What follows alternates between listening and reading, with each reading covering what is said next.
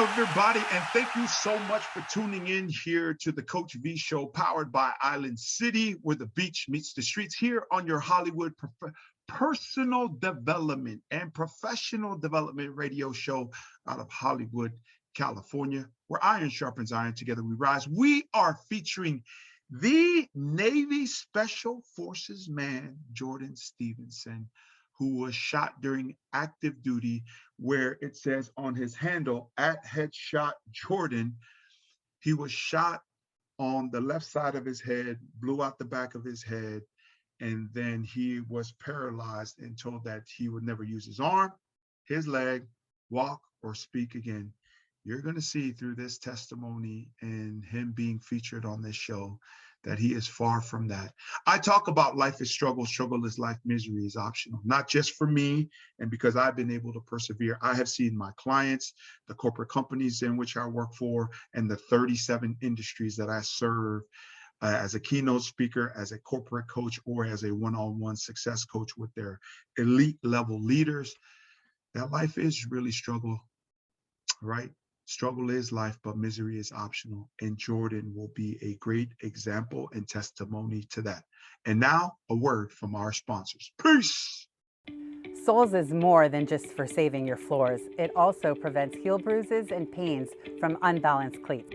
Hi, my name is Daniel Bruckner. I'm a private practice pediatrician here in Southern California, as well as the chair of pediatrics at Providence Cedars-Sinai Tarzana Hospital, and a good friend of Wendy's and also the pediatrician of her children.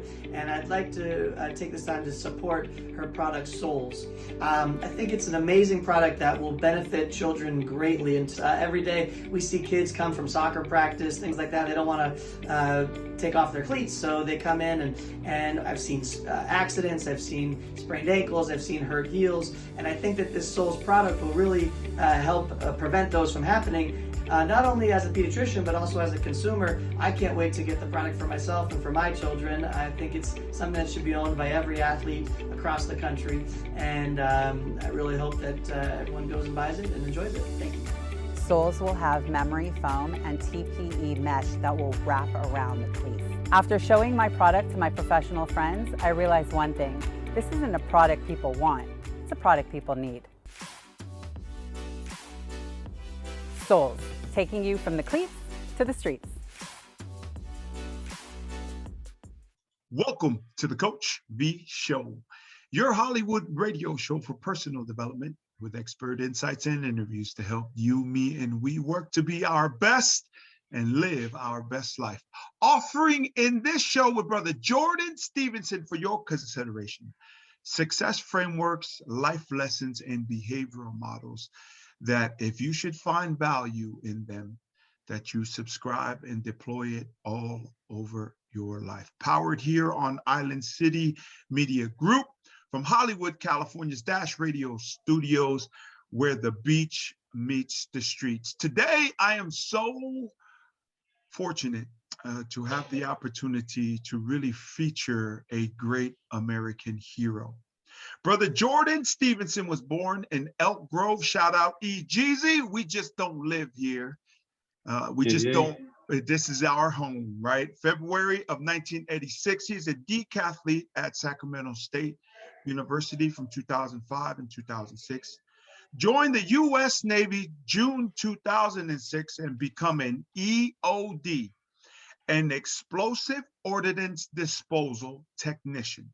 Spent the majority of his career part of the VSW team, shallow water team, finding and destroying underwater bombs. Deployed to Afghanistan in December of 2011 with the 75th Ranger Regiment. He says that on his 8th night conducting operations while cresting a wall, he was shot through the head, spent the next 2 months in a coma, and the doctor originally told my family if I woke up, I wouldn't be able to walk or talk again. Currently, he is working on growing his own motivational speaking platform. He is a great speaker. Anybody out here watching, please give him a call or let me know how I can connect you, where he'll share his stories of OIF and OEF veterans who were critically injured, sharing their stories of triumph out of tragedy. Welcome to the show, Coach V family, your boy, Brother Jordan Stevenson. Brother Jordan, welcome to the show, brother. Thanks for having me. Appreciate it.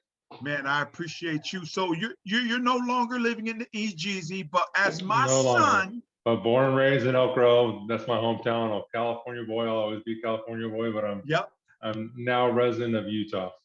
Yep. So I didn't run at this thing. My son ran, but we happened to cross paths, and it's been long overdue for us to get you on the show where Junior was running at the track meet. Tell us your genesis point. Which, by the way, you'd like to start your story, Brother Jordan. Your young man Junior's got some wheels. That was fun to see. Thanks, I appreciate it. I recognized him off the gun. And I was like, hey, that's Coach V's kid. Yeah, right now I'm Junior's dad. That's what most kids and parents know me as. Right. And talk about your genesis point, man. What a hero.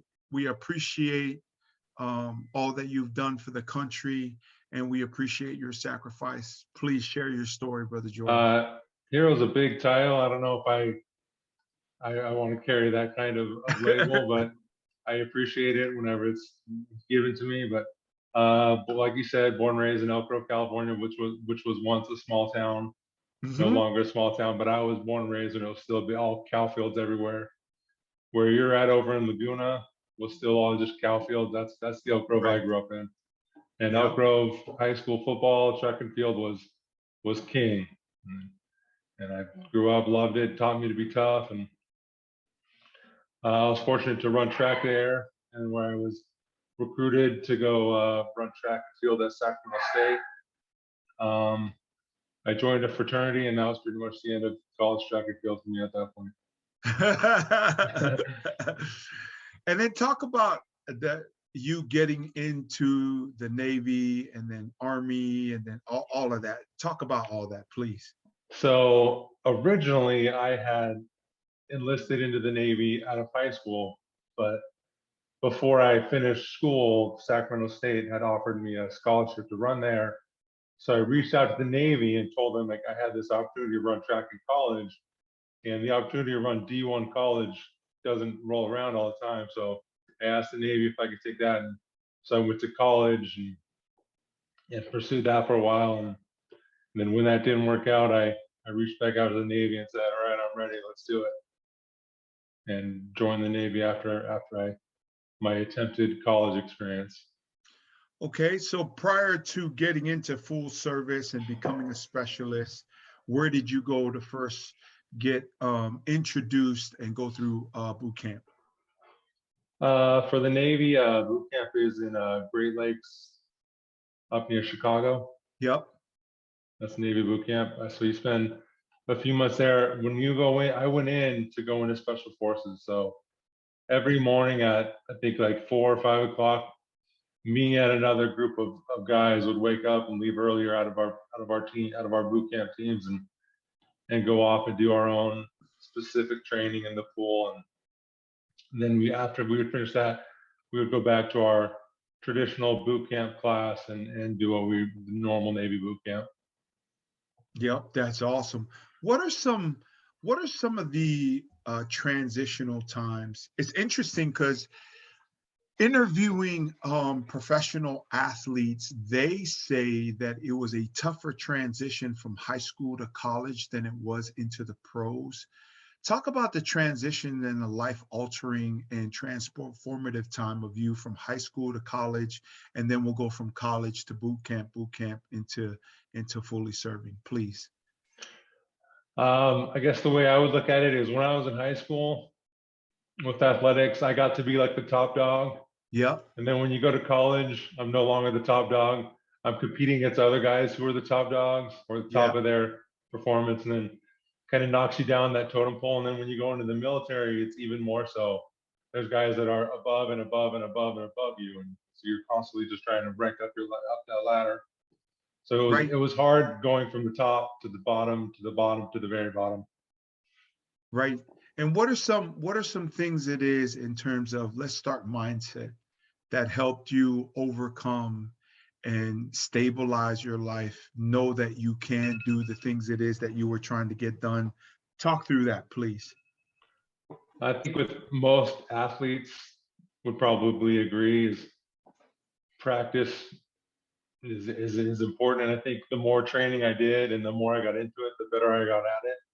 So the mindset of like, I already knew how to do hard work because practicing to practice with sports and in high school and in college, I got good at practicing. So I just kept moving my way up and the mindset of knowing that I was going to have to work hard to get to where I wanted to be. Yeah, that's awesome. Am I right or wrong when I say this statement? It's, going to your next level, or the level up as the term and the adage used today. You don't leave struggle behind. You also level up to the next level of struggles. True or not true, Jordan? What are your thoughts on that? Absolutely true. Struggle prepares you for the next struggle. Right. And with everything it is that you've gone through, let's start now and let's talk about particularly going into the military, where it's Sure. so intriguing, right? Where human emotion is something that's very real. But in the military, the way the chain of command goes, how you feel, it doesn't really matter. Once you've been given an order, you may have a choice of how you get the mission completed or done or the strategy, but the outcomes, unrelenting. True or not true? And what are your thoughts about those type of challenges, Jordan? True. Absolutely. I guess that diminishing the way, from what I interpreted, is like the objective kind of diminishes the emotion that I carry. I Yep. think the emotion that I carry and the team that I work with, we practice and we train so much together that my emotion works with my teammates' emotion. We use that with each other to propel us forward. So it's not that we negate emotion, we use emotion. I love that. I love that. Elaborate more on that. I mean, because you were a certain specialist, and there's so many other specialists. And I mean, we talk about in the realm of business, right? And what would be the opposite of military? There's a specific term for it when you're just a civilian, right? Yeah. So like Active duty and civilian. Yeah. So active duty and civilian, right? It's so different. In the civilian business sectors, there are so many things that go into that, but we always talk about trust. Oh my goodness. In what you did, trust is everything. True or not true? Absolutely. So going with what I was thinking about as you were speaking is how I can relate it to people is war is terrifying. It should be the scariest thing I've ever done. The guys that I'm fighting with are actively trying to kill me. Right. And they came close. They didn't succeed, but they came close. But that you're not, it should be terrifying, but you're not scared because you trust the guys that you're with. I knew that no matter what happened to me, my brothers and sisters that I was deployed with, that I was fighting with, were going to get me home. So I what should have been scary, I wasn't scary because I trusted the guys I was with. Yeah, that's so awesome. I don't come from the business world, but I would imagine that it was similar to those kind of things. If you're making a big business venture, you trust the guys that you're partnering with and you're doing it with, that they're going to have your back, is same way I did with the guys I was with. Real talk. That's some real talk right there. And then, and talk about that now. So what was some of the toughest times where you forged great relationships in boot camp? Boot camp. They're really good at building the team. I think that's something that instructors get good at, is the military grinds you down. They bring you down to build you back up. So when we get beat down and we're tired and we're worn out, and we can look at the guy next to us and he's tired and he's worn out, and we're both going through that same struggle together, then we can lean on each other that we're both struggling and use what little bit of strength that we both have, and we could pair it together, and then that makes us even stronger. So we're using each other's little bit of strength that we have, even though we've been broken down, to build each other up, if that makes any sense to you. It makes a lot of sense. What are the 3 biggest life lessons that you learned from boot camp? Boot camp, man, that boot camp was so long ago. I guess because you're away from home, you don't have that communication with your family and your normal support network, that you learn to trust yourself and that you're stronger than you thought you were. Right. And then out of boot camp, when I went into my specialty training schools, that just further hardened that mentality of I'm stronger than I thought I was. I could do things I didn't think I could do. That's awesome. That's one. What's number 2 probably for you that you could think of? Of things that I learned from boot camp? Yes, sir. Trusting the guys around me, my brothers and sisters that I was training with and working with, to trust them, because we everything is built around the team. Individuality in the military is a lot less important as the team is. The team comes first, and then the individual. That's awesome. And So then the third lesson? To trust my team. Yep. My third lesson, that I know hard work pays off. Yeah, I like that. I like the that. big thing when I was going through like SEAL training is it pays to be a winner. And to be a winner takes hard work. That's crazy. SEAL training. SEAL training. I went through SEAL training initially before I went into EOD. Right. I love that. So you said, and which I start everything with in terms of success coaching, and you've been around me, so you know we've done stuff together for kids, and we've been around each other. It starts with you and believing in you. You know, relationships matter. There's money in the transaction, but the wealth is in the relationships, or team, family, community, and then hard work. I love that, because nothing happens without hard work. I love that. Talk about. I think of it back to what we were talking about. The struggling and the hard work prepares you for the next struggle, for the more hard work. Yeah, I love that. It's all always building. And I've found, and I've done nothing in the military. I wanted to, if I was a citizen back when I was in high school, I probably would have enlisted, and my non-disciplined ass probably needed it. But I wasn't able to. Mine did. Yeah. I was this cocky little college frat boy. Yeah. I needed that direction. Talk about that. How structure and discipline of the military helped you become a better person and man. I don't think I was admittedly sloppy. My room wasn't clean as a college kid.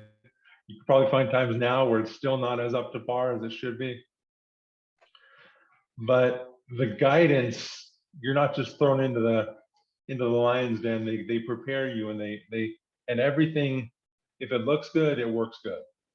So if things are organized, it's going to perform better. It's going to work good. So I think the military taught me that when things are in place, you don't lose them because you know where to look. Right. If things are organized, then you're going to perform better. It's going to set you up for more success. I love success. Everybody loves the success.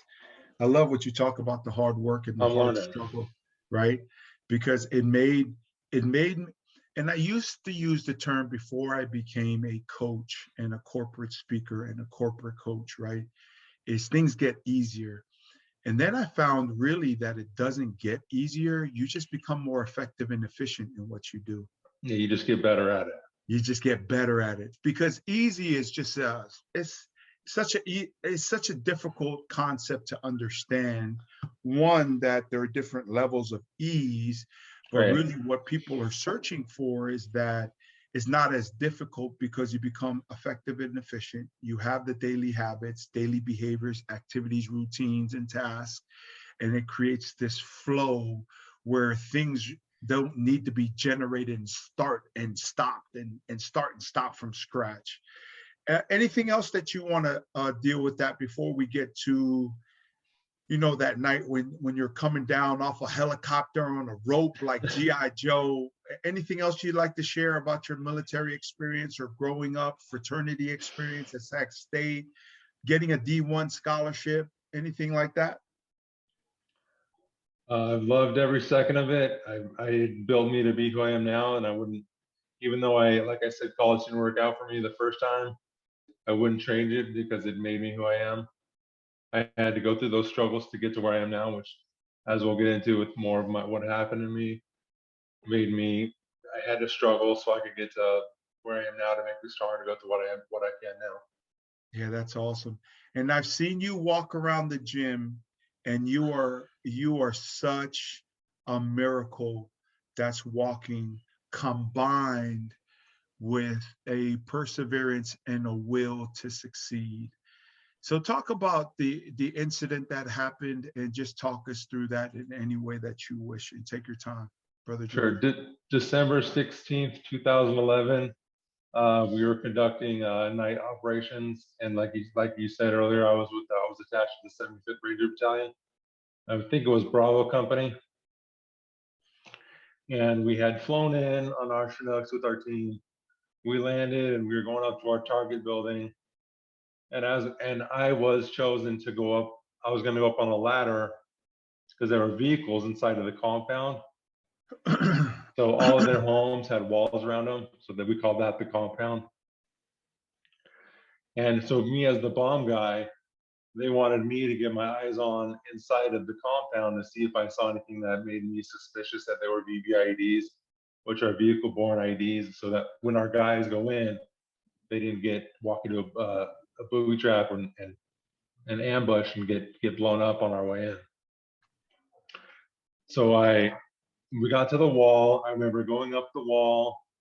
I remember radioing to my team on my comms, but I didn't see anything that made me suspicious of any VBIEDs, and that's the last bit of memory I have. I guess I remember a big flash of light. I don't know what caused the flash of light. I've been told that that's from when the bullet hit me. I'm not sure, or what happened, because it's all blank after that. But at that moment, an enemy combatant had walked out and started firing at us. And me being the lone guy up on top of the wall, I caught a round. He shot a 7.62, so an AK-47, and he fired at me, and it hit my helmet, the top left forehead, went through my helmet, through my head, all the way through my head, and out through the back of my helmet. And I was able to return fire, and once the rest of my team, we had the superior firepower, we subdued the target, and I'm sure once the adrenaline wore off is when I fell off the wall. So I fell about 25 feet off the wall after the gunfight. And I'm weighing, with all my gear, I weighed well over 300 pounds. And I hit the ground pretty hard, and I didn't break a single bone in my body, but I was missing half my head. And I told the medic, my head hurts, once he got to me. This is what they're telling me, because I don't remember any of it, but my medic told me that I told him my head hurt. He took my helmet off, and like, yeah, your head's gone. Wow. So you made sure when you were shot on top of the wall and your part of your head was blown off, that you actually returned fire so that your brothers could come down safely. Did I hear that correct? You heard that correct, but I was the only one up there. Right. But I returned fire until the rest of my team was able to join the fight as well. Wow. That is crazy. And then, so tell the audience. The way I look at it, is if that gunshot to me saved another one of my guys from going in the door and getting shot, right, and potentially getting killed, I'll take that bullet 10 times out of 10. In which case, if this bullet saved one of my guys' lives, I'll take it every time. And that's that brotherhood that I was telling you about, where you trust them so much that they're going to do everything they can to keep you alive. They know that I would do that for them. In which case you did it. So now talk about what it is that happened to you physically in terms of your wounds. How did that impact your physical health and now your life? Sure. I spent 2 months in a coma, give or take a couple of days or two. And when I woke up, waking up from my coma was probably the scariest thing that's ever happened. I've jumped out of planes, I've dove 300 feet underwater, I've done some really scary things. But waking up from my coma was the scariest thing that's ever happened. I was in a hospital room back in the States. I didn't know this when I woke up, but I'm in a dark room, I'm by myself, and I wake up out of my coma, and I go to sit up, and I can't sit up.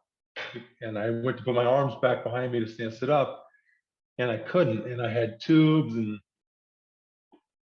all over me, little sensors all over my body. Last thing I remember, I was in a gunfight, and here I am waking up in a dark room, and I'm like, man, I don't see any bright lights. This isn't a good sign. And then finally, I'm sure the nurses saw my heart rate start to spike, and they came in to check on me. And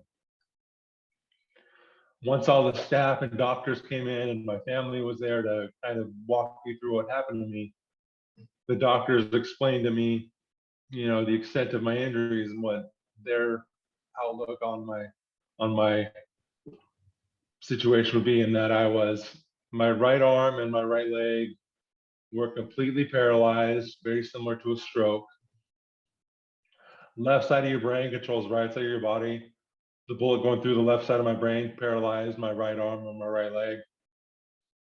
They didn't think I would be able to, so the doctors told me I'd never walk, talk, or use my arm again. I can walk, I can talk, and I can use my arm again. Yeah, that's amazing. I used to see you around town when you were living here, like at the gym, and we'd always just always just at the chat. gym. That's my getaway. Yeah, just chat for a while. But talk about the rehab and the journey that you had to take for so many people out there that are just going through stuff. Give them some insight that they need to now reflect upon and probably go, man, if this guy can do that, I can do this as well. Rehab was rough. I was an inpatient in the Palo Alto VA hospital for almost a year until I became so much of a nuisance that they sent me back down to San Diego.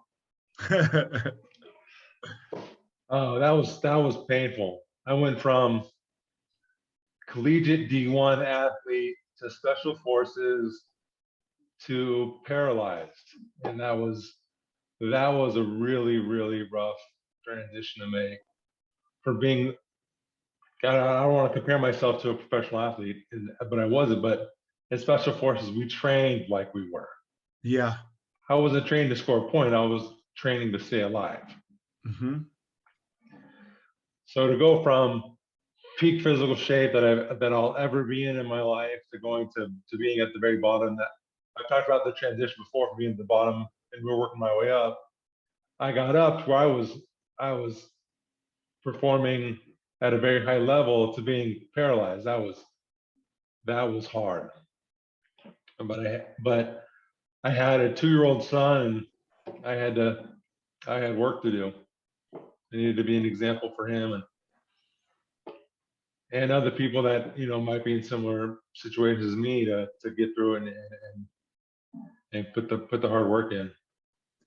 So now you've gone from being half of your body paralyzed to what do you do now, and what are some of the abilities that you have regained? You've already talked about use of your arm.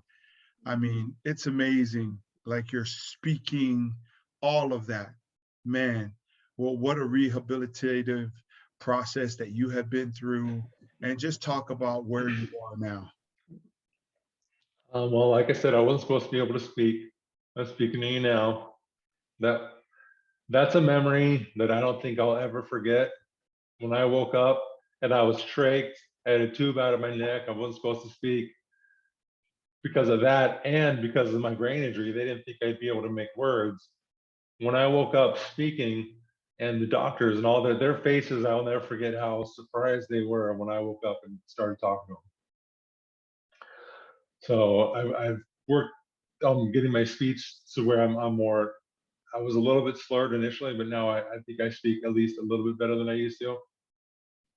If I'm still slurry, don't tell me. Let me. No, you're doing great, brother. You're Let me doing great. keep working at it. Let's see. You said you saw me at the gym all the time. I'm still at the gym all the time. I go every day. I refuse to let my injuries define me. So I could lift weights. I can't explain to you how my arm works to lift weights, but I can. I taught myself how to ride a bike again. I put clip-on pedals. I clip my feet in, tape my hand to the handlebar, and push myself down the driveway and start riding a bike again. Yeah. So when they say it's just like riding a bike, it's just like riding a bike.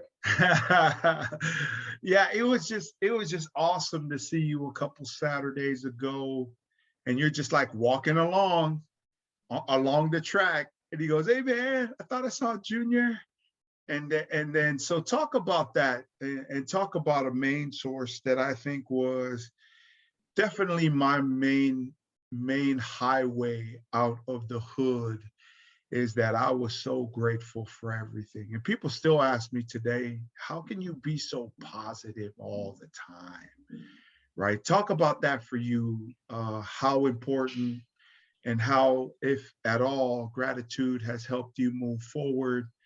And then, just how you carry on every day, and what is your outlook on life when you wake up every morning, Brother Jordan?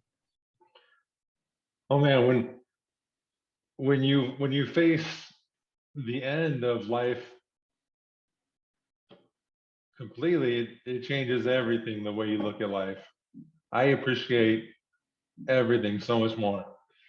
When I get to see my son and the two girls I have now, that makes everything worthwhile. Every bit of struggle I went through is worth it.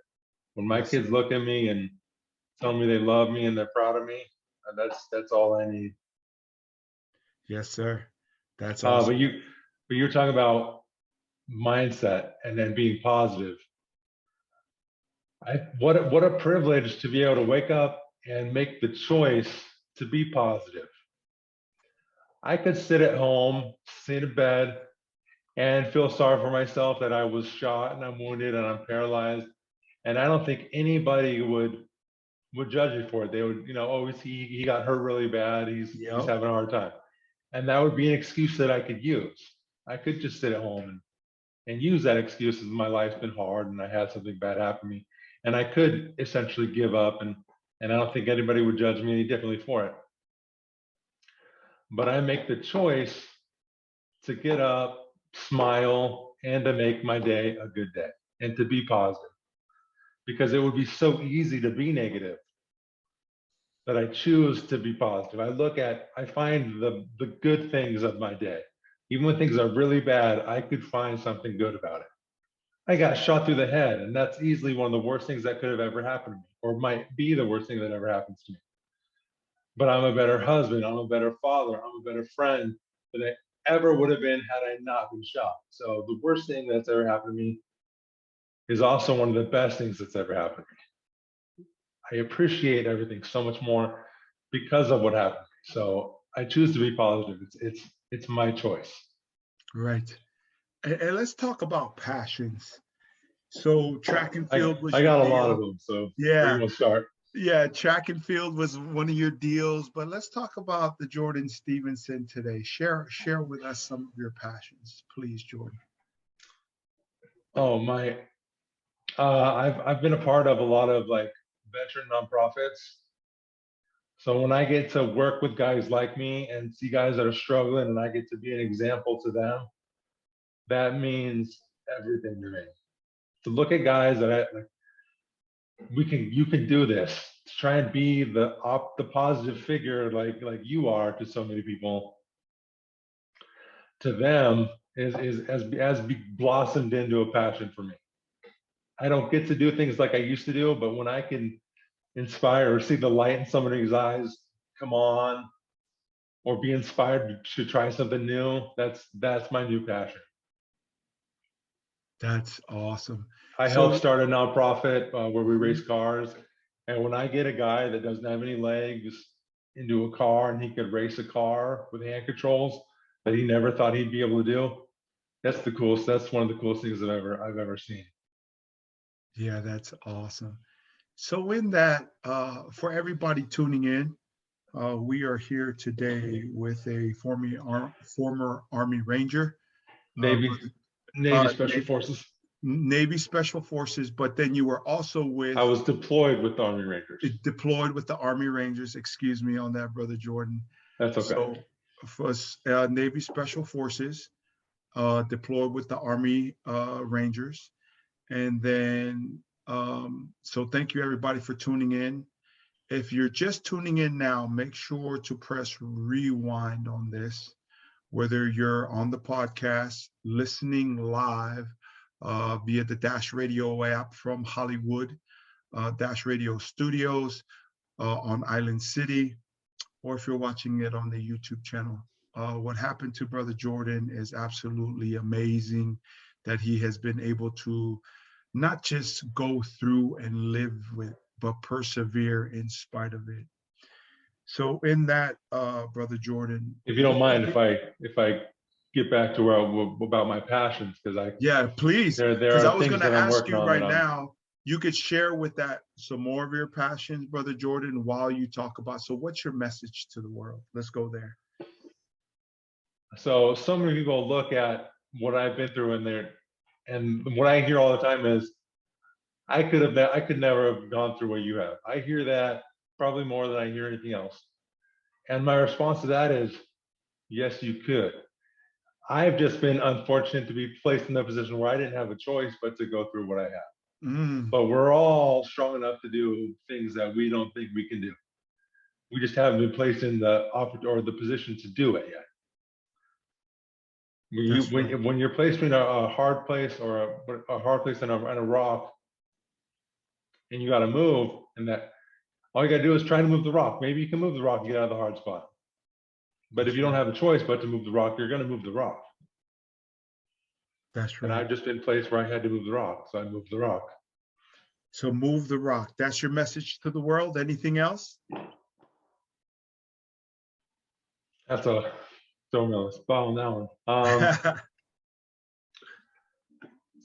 Just believe in yourself. I guess it's very simple than that. You're so much. We are so much stronger than we allow ourselves to do. When we give ourselves the opportunity to succeed, you'll be surprised at what you're able to accomplish. When you give yourself the opportunity. Yes, sir. Absolutely. Absolutely. And you were talking about some of your other passions. Please share. Like I think you said at the beginning, I'm trying to build my speaking opportunities. I think I've been put in a position where I wasn't supposed to speak, but I can. And there are other vets who have a harder time getting in front of a camera, getting in front of people to share their experiences. I think I'm fortunate that I enjoy it. So then I feel like it's my responsibility to share their stories and to share mine, to give people an understanding of the lives that we've lived and what we've gone through and experienced. So I'm trying to grow that platform where I can speak on behalf of veterans if they let me, and because I've had personally so many friends that I've lost to suicide that aren't going to get to share their stories. So I want to be their voice to speak for them. So to my doctors, I understand that they didn't want to give me false hope. That I'm never going to walk in, I'm never going to talk in, my arm might not ever work in. I understand, at least I try to understand their mindset of why they would have told me those things. But hope is such a powerful tool. When we allow ourselves to hope and have dreams, that we can chase it, and to allow us to use that tool rather than take it away from us. So I want to be that voice to give guys hope that they could see things that maybe what they've been told isn't necessarily exactly what is doctrine. If I took it to heart, I'd still be at home. I'd be laying in bed. My leg doesn't work. My arm doesn't work for me. Or I could be at the gym where you see me and trying to lift weights, trying to move, trying to inspire. Right. So I'm going to hopefully be, or I will be launching my own show similar to the one you've allowed me to join you on, where I could share other vets who have been injured stories similar to mine, where we've been wounded beyond where we should have been able to survive or succeed. And I know so many guys that are thriving when they were never supposed to wake up or do anything again, and they're out there crushing it. I want to share those stories. That's phenomenal. That's phenomenal. I look forward to seeing you launch that. How can people get a hold of you? What are your Instagram, social media handles so that people can follow and connect with you? And for anybody out there that has any problems getting a hold of Brother Jordan, please just let my staff or I know, Javon Luke McGilbra, my team director, or I, and we will make sure to connect you guys. How do we get a hold of you, Brother Jordan? So one of the things you'll find when you talk to military guys, we have a very dark sense of humor. Yeah. So you could find me on Instagram at Headshot Jordan. Headshot Jordan. I love it. Well, we can't forget that, right? Right, exactly. You know anybody else that's been shot in the head? I do, but most people don't know anybody that's been shot in the head. Good. So I took it before they could. Yeah, at Headshot Jordan. At Headshot Jordan on IG. Okay. And then Facebook, Jordan Stevenson. Okay. That's my name. Stay tuned for podcast and video to come. Well, good. Well, whenever it is that you do launch that, let's just get you back on the show and just talk about that. And then especially once you get going, because then we could just talk about some of the guests that you've had and just highlight you and your show and everything it is that you're doing. So we've come to the segment of the show here on the Coach V Show, where we have shared Jordan's message to the world, how to get a hold of him and what his current projects are, working on becoming a worldwide empowerment speaker in terms of any of your needs, especially the VA's office. If you're watching and you're with the VA's office and you don't get a hold of me and you're in my network to connect you with Jordan, shame on you. Holla at your boy so we can connect you with Jordan. And let's empower people to grant themselves permission and authority to do, become, and achieve what they want in life, leadership, and business, to claim their rights and take control of your life. Now, in this segment, we're talking shout outs. To piggyback on that, I've spoke at the Mather VA already in Sacramento. So I would love the opportunity to do that more at different VAs, because that's where I think most of my experience and that I would like to share with medical staff would be most impactful. Right. Absolutely. So all the VAs out there nationally, I mean, come on, Palo Alto. He's been there before. Holla at San your boy. Diego. Yeah, holla at your boy. That's right. That's right. So what are your shout outs? Let's talk shout outs. Who would you like to shout out here on the Coach V Show, Brother Jordan? First and foremost, my wife, Sarah Stevenson, and my 3 children, Caden Stevenson, who is 12, turning 13 soon. My daughter, Tenley, who is 5, turning 6 on the 22nd. And my baby, Tatum. So first and foremost, my family, who is my immediate support network that has encouraged me and pushed me to become better and stronger at what I'm doing and the goals that I'm chasing. Without them, I wouldn't have the drive or will to keep pushing. Then, like you said, at Palo Alto, I got to give them a shout out. I spent a year there. That's who kind of got me walking again.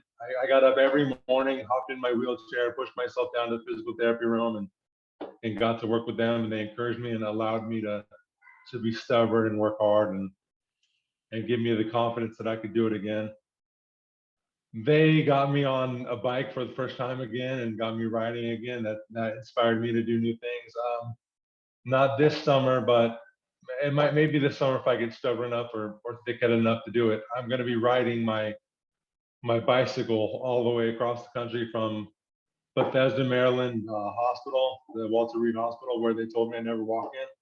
I want to ride my bike from there all the way down to San Diego, where I was stationed. I want to see the country that I saw, the country that I fought for, the John Doe in Nebraska, or some flyover state that I've never been. I fought for him. I fought for his family. I want to ride my bike across and see it. It's when you see it from a plane, you don't get to feel it, smell it, and touch it. And that's what I want to do. So shout out to everyone that supports us in the United States, and everyone that has supports me and veterans like me. My mom and dad for teaching me to be tough and allowing me to struggle when I was younger, and so I could learn how to be tough and get through the things that I've been through. Mom and dad's name. What's mom and dad's name, Jordan? Michelle and Doug Stevenson. And do they still live here in the EG? My dad lives out in Granite Bay. My mom lives in Fair Oaks. In Fair Oaks, got it. Awesome. So shout out to mom and dad. Anybody else? My team, team I deployed with and worked with for all the years I was in the military. EOD Mobile Unit 1. That's where it's at. That was my team. That's awesome. That's awesome. To all my brothers and sisters still fighting, still in uniform, thank you. God bless you, and I pray that you stay safe. I love that. Shout out. God bless you all. The home of the free because of the brave. I love that.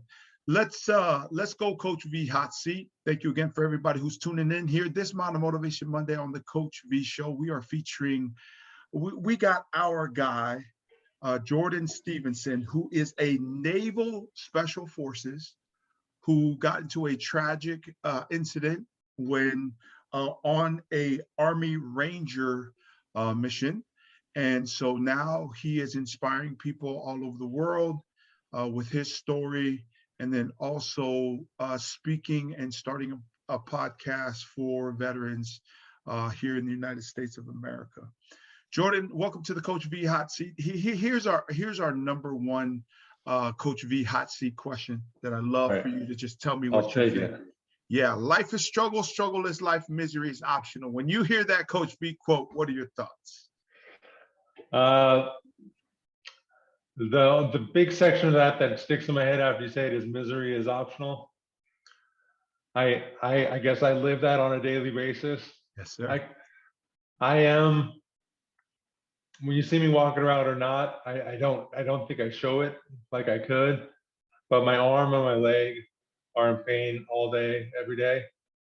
My leg and my arm constantly hurt. My arm, while I was in the service, was dislocated. So I've torn all the ligaments in my shoulder. And because of my paralysis, my arm hangs out of socket all day. Yeah. So it's always hurting, but I choose not to be miserable. I choose to look at my struggle and use it to be stronger and to build that mindset of overcoming things, and show my kids that when things are hard, you can choose to smile through it, to let misery be that option. I don't choose misery. I choose to be positive. So that's where I see on that. Misery is optional. Very good. Let's jump now to the next hot seat question. In the 916, where is your favorite eats place? Let's go #foodie. What's the place that you gotta eat if you're in the 91 Sizzle or in the EG? Where? Yeah, everyone knows it, so I'm not even sure that it's a hidden spot. I come back to Sacktown, it's McCooney's all day long. Oh, shout out McCooney's, man. All I day love. long. Okay, what's your role? What's your role? Okay, I love the Benjamin. I love everything. The seared tuna. I can go all on and on. What's your role over there? Oh, you gotta get on the know. What is it? So it's called the Japanese burrito. Yep. It's the largest roll they have. Okay. The train wreck. Oh, I love the train wreck. That's my second favorite one. Yep. I think there's only in Elk Grove that has it. The one on Bond is Sloppy Joe. Oh, I never had that. That's delicious. That is fire. I love that. I love that. What else? What else over there do you like? If you're feeling healthy, a beautiful mess. A beautiful mess is what it's called. Yeah, that's good. They put like seaweed on top of it. It's put like a little seaweed salad on top of it. That's another good one. Japanese mafia. I mean, I can go on all day. Oh man, I go there and I just stick to like 3 to 4 things. You know what I mean? I love that spot. And today we were at Hoops today, and one of my boys, Joe, shout out to Joe, Airplane Joe, he's a private jet captain, and he goes, "Okay, man, where's another place that I could take my wife to sushi here in Sacramento that's not McCooney's?" And I just shout out, there isn't one. There isn't. And you know what? I've been to so many great sushi places. There are awesome spots all over, like Midtown, downtown, right? All over Land Park area. There is. I love those spots. But I mean, I am just addicted to McCooney's. If you're not feeling fancy enough to go to McCooney's, Hokey Poke. Where's that at? Is that in the Target shopping center? No, that's near.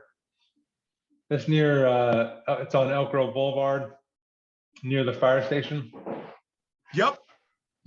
I know where that is. It's pretty good, huh? It's a little local spot. I dig it.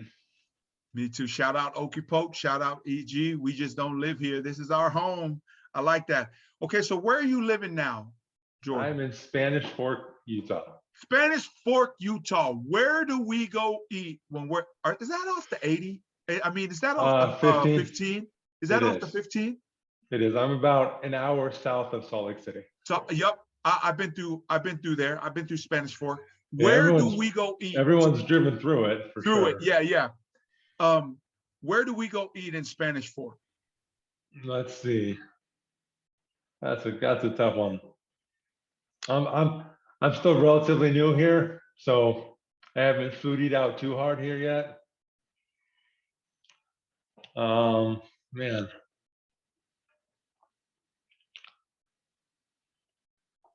I'm not even sure. They're all over Utah, but R&R barbecue is a good spot. R&R barbecue, good. Let's jump, and I think we just hired here in Sacramento, and I'm waiting to be a Sacramento Kings fan, right? I'm waiting, right? But I would love to cheer for the home team. Now, my Lakers, they suck right now, and I always appreciate the Warriors brand of basketball. Let's talk basketball. Who's going to be in the NBA Finals this year? And the Warriors had a close one last night, right? Yep, they just won a close one because we're recording right now on May 10th, which is a Tuesday. They're up 3-2.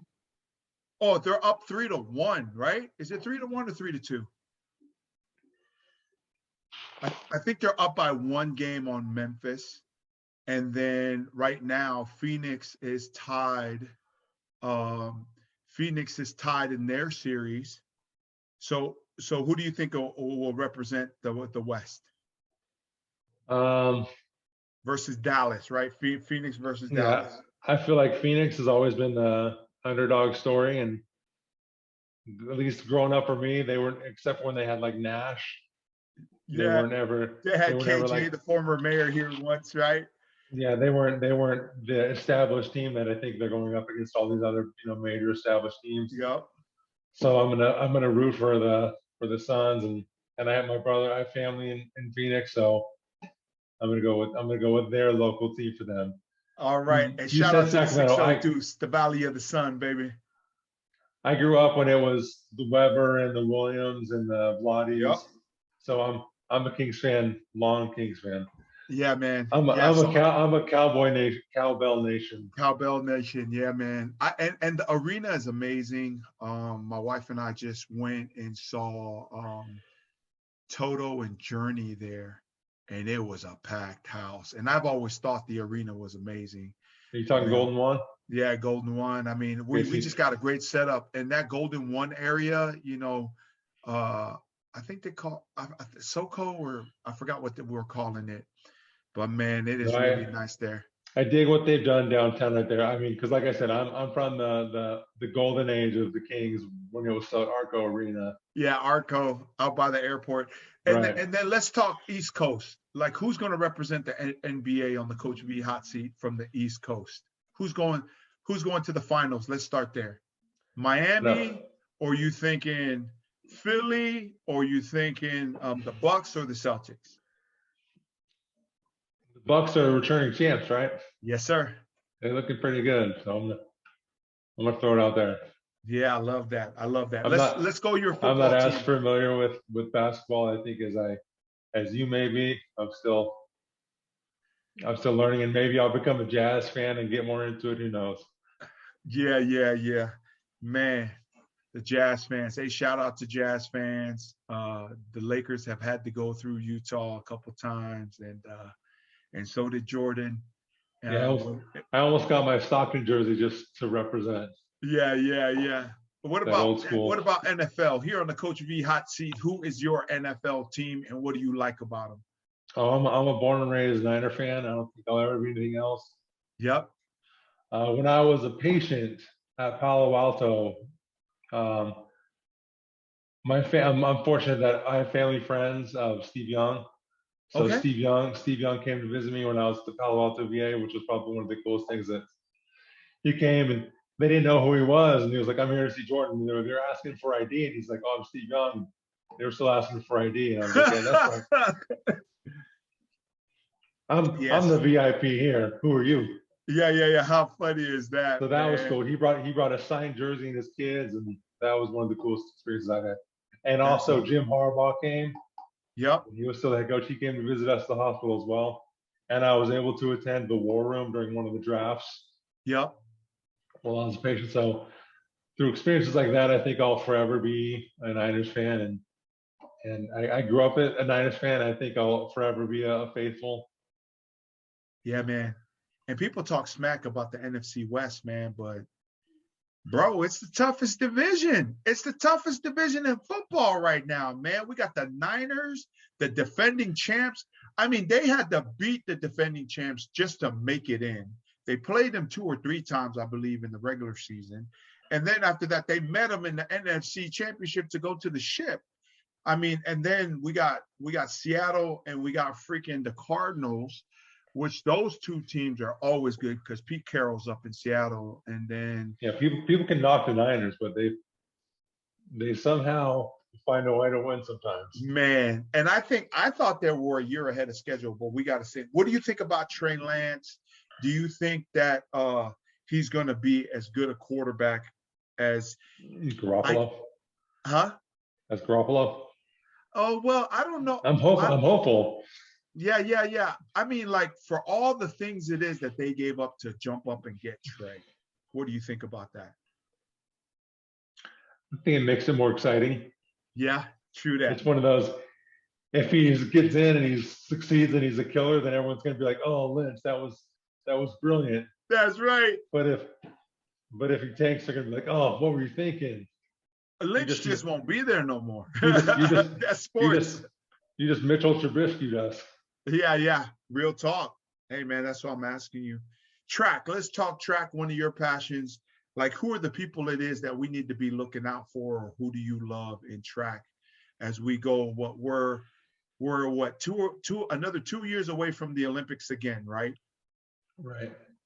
Who do you like? Who do you like currently on the American scene? I think, and you have to correct me if I'm wrong. Sorry, guys, if I get it wrong. Is it Fred Curley? He was a 400 runner, then he became Okay. a 200 runner, and now he's a 100-meter runner. He got silver at the Olympics, this past Olympics. Yep.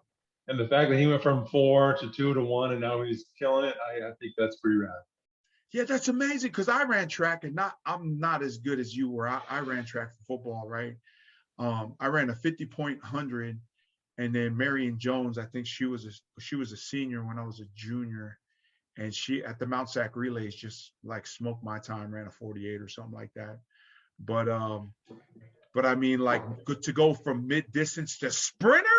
That's crazy, right? Yeah. On that too, another guy that I really enjoy watching, I think everybody does because he is an invaluable sensation, is Matt Bowling, the guy out of Texas, is running for Georgia now. Yeah. Because he got famous and running the 100 meters in high school, but then at Texas State championships, he dropped some ridiculous time from about 50 meters behind and caught the guy and still won. Incredible distance 400-meter runner and 200-meter runner. And I think he's still competing in long jump too. So he's an all-around talent, and he's fun to watch for me.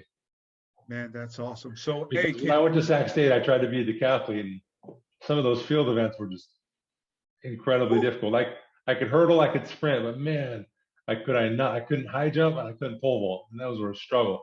So when I see guys doing all of them and such, that's impressive to me. Yeah. So many different skill sets. All right, can we have a track session when you're back in town? I just want to get Junior and Susan Mele on a track with you and just do a 2-hour session or an hour session, and we'll take you to McCooney's. Absolutely. You don't even need to take me to McCooney's. I was coaching at Franklin High School. Shout out to Franklin High School back in Elk Grove. Wildcats, yep. And it's such a passion to me. I love coaching, working with the youth and track and field is so much fun for me. I still keep in touch with a lot of the athletes that I had, and I'll come and coach your kids for fun. I love it. Eating anyway because we Polynesian. We gonna eat anyway. And you Polynesian too because you with us. only if we can start doing some. I watched Moana before I got on with you. I was like, I gotta get prepared. Disney's Moana. Okay. Final here is this. What's your final word being on the Coach B call? Go ahead and take some time, take a minute or two, and just like, what's your final thoughts just being here? Rarely do people take some time just to self-reflect, but go through the journey and take a self-inventory of themselves, what they've been through, what they're grateful for. Go ahead. The floor is yours, Brother Jordan. Will you have the final word on this call? I guess I gotta rewind. You guys for shout outs. I didn't shout out Coach B. Oh, it's all you, man. Because you've helped me kind of build the confidence to start doing some of this stuff to begin with, and so I appreciate what you've done to help me and get me going too. So shout out to Coach B for helping me out and getting me going. And it's an honor to be on your show.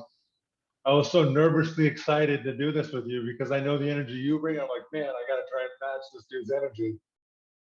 I'm just glad you didn't have me like clapping or doing something crazy with this. And then your final, what's your final message? And you get the final word. Go ahead, brother. Talking to anybody and everybody that's listening and watching me, you have no idea how strong you are and what you're capable of. And I encourage you to find that challenge and chase it. If you want something, it's not just gonna show up for you. You gotta fight for it. So put in the hard work and go after it. And I promise you're capable of so much more than you're allowing yourself to be. I love that. That's from your boy, Jordan Stevenson. He is our Navy Special Forces man who was paralyzed on his whole right side.